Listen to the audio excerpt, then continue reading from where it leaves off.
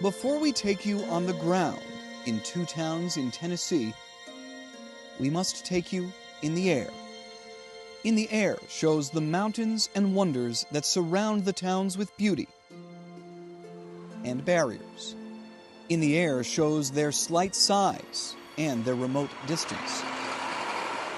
And for those who live here, In the Air is too often the fastest way to the nearest hospital, since theirs is closed. One of my friends had a heart attack the other day and they had to fly him out. This happened yesterday. Let me off.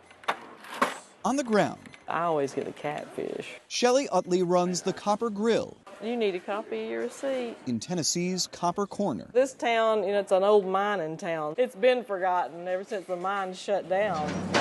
Utley works in the town of Copper Hill. The hospital was in nearby Ducktown. A half-decade back, besieged by debt and a drying population, it became one of 138 rural hospitals in the last 12 years to close. It just makes you feel there's nowhere to go. You'd just be out of luck if you had something really needed an emergency really fast. There are hospitals somewhat close over the border in Georgia, but those with Tennessee insurance can't use them.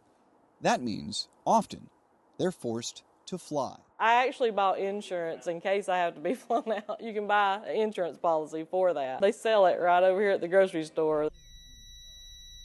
Extreme external pressures have forced hospitals to close in rural and urban areas, but those closures have different effects. A study of California communities that lost hospitals found rural patients experienced a 76% increase in ambulance transportation time. Inpatient mortality rose nearly 9%.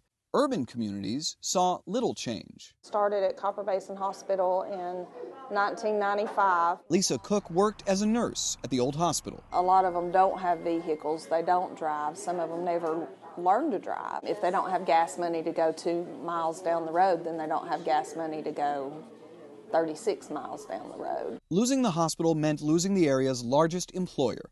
It means a mountain-sized climb to get local medical care back. Once a hospital closes, the chances of it coming back are small. Brock Slabaugh runs the National Rural Health Association. Once the physicians, the nurse practitioners, the physician assistants leaves, all of your staff leaves, recruiting that back could be next to near impossible. This was the case before a global pandemic that has caused national burnout among workers in healthcare. In a November survey of rural hospitals, 96% of respondents said they have difficulty finding nurses. Nearly 99% said they were short on staff. Thank you. Cook wanted to stay in her hometown. Now she works in another state. But I'm going to be honest with you, big people here depend on neighbors, friends, and family. You didn't just lose a business, you lost that connection with your family. Just sign this one for me.